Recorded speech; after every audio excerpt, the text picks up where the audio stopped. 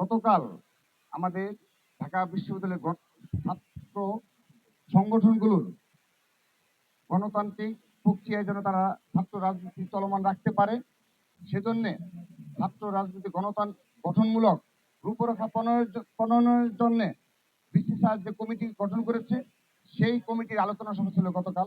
সেই আলোচনার সময়ও আমরা ছাত্র দলের পক্ষ থেকে এবং সকল ছাত্র সংগঠন একত্রিতভাবে বেশ কিছু আমরা অনুরোধ জানিয়েছি, যেগুলো বিগত বিসিসিআই সম্মুখে আমরা অনুরোধ জানিয়েছি, এবং সকল ছাত্র সংগঠন এক এবং ঐক্যবদ্ধভাবে সম্মিলিতভাবে আমাদের বেশ কিছু দাবি রয়েছে।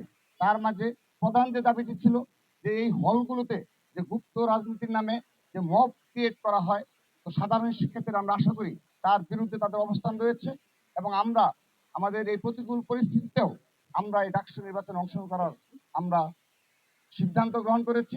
সেহেতু প্রতিকূল পরিস্থিতিগুলো আরো সামনে কি প্রকট আকার ধারণ করে সেগুলো আমরা সময়ে আপনাদের জানিয়ে দেব।